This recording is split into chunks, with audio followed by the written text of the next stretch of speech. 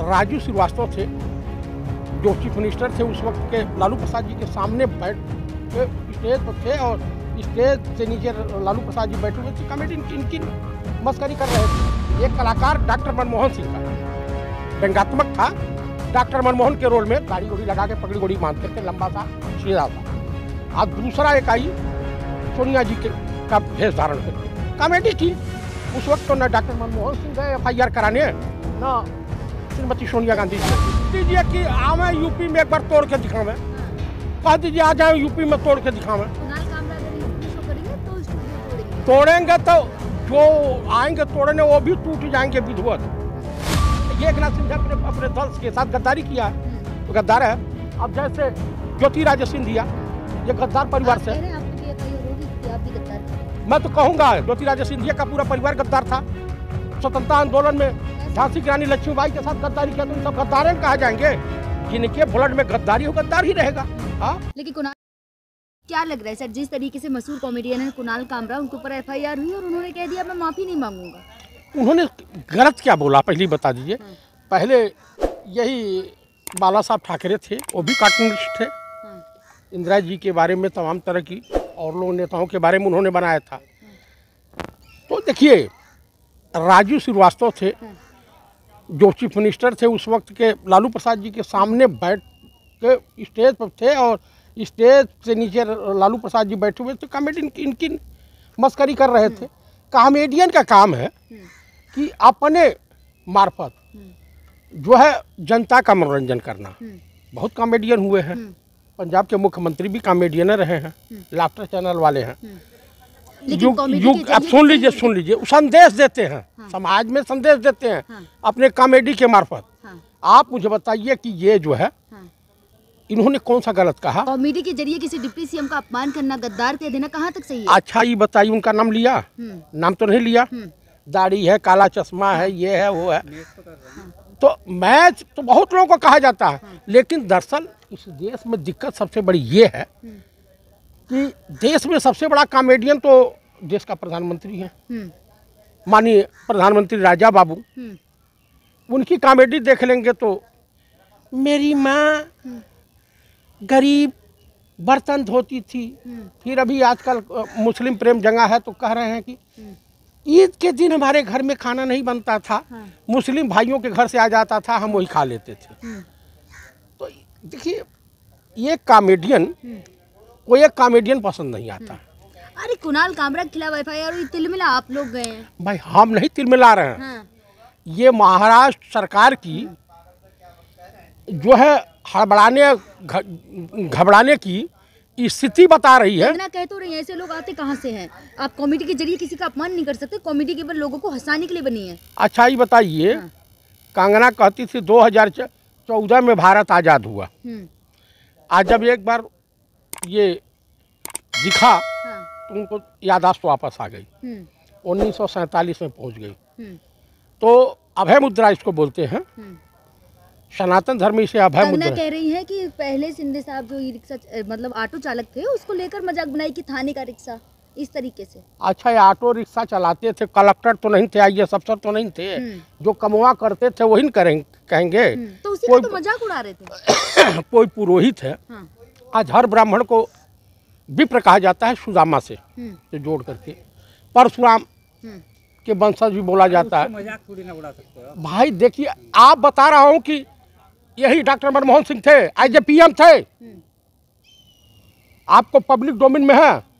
एक कलाकार डॉक्टर मनमोहन सिंह का व्यंग्यात्मक था, डॉक्टर मनमोहन के रोल में दाढ़ी गोड़ी लगा के पगड़ी गोड़ी बांध करके लंबा सा सीधा सा। अब दूसरा एक आई सोनिया जी का भेष धारण करके कॉमेडी की। उस वक्त तो न डॉक्टर मनमोहन सिंह गए FIR कराने, न श्रीमती सोनिया गांधी जी गए। भाई देखिए मैं आपको बता रहा हूँ यहाँ लड़ाई उसकी नहीं है, यहाँ दो कॉमेडियनों के बीच है। एक भी सवाल कोई पत्रकार चाहे सोशल मीडिया का हो या गोदी मीडिया का हो, सरकार से सवाल पूछता है, मालूम होता कि वो देशद्रोह का काम कर दिए हैं। स्टूडियो तोड़ दिया ना, कह रहे हैं कि जहाँ जहाँ शो करेंगे वहाँ वहाँ तोड़फोड़ मचाएंगे। तो कह दीजिए कि आवे यूपी में एक बार तोड़ के दिखावे, कह दीजिए आ जाए यूपी में तोड़ के दिखावे। कुणाल कामरा अगर यूपी में शो करेंगे तो स्टूडियो तोड़ेंगे तो जो आएंगे तोड़ने वो भी टूट जाएंगे विधिवत।